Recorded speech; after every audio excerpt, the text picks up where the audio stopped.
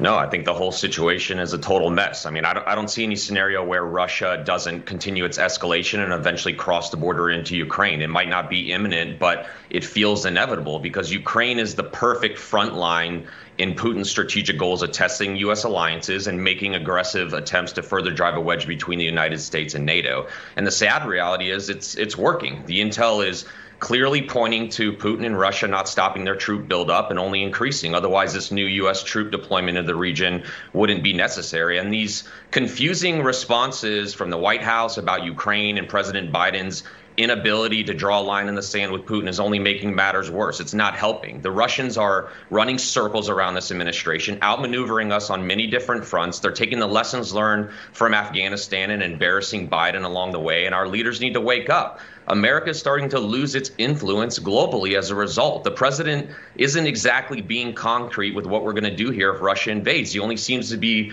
clear on what we're not going to do, and that's practically nothing if tanks start rolling across the border. He's basically signaling to Putin every single chance he gets that we're not going to be doing anything substantial about it unless this escalation spills over into a NATO country, which Ukraine is not. And he's practically publicly inviting him to come into Ukraine. Sure, we're sending troops out, but that's to NATO countries to protect spillover from war, not to protect Ukraine. So these forces aren't even going to fight in Ukraine. So the messaging that these troops are deploying is relatively useless because in the public, we say, hey, yes, U.S. troops are going out to NATO, but in private, Putin sees that we're pulling some of our most effective troops from the ground. We're talking special forces teams who are in Ukraine. These guys were designed to train people in guerrilla warfare, which no doubt would be needed if Russia invades. So I just think we need to figure out this strategic messaging, this diplomatic messaging better because the stakes are high and the stability of and security of Europe is of vital interest to the United States.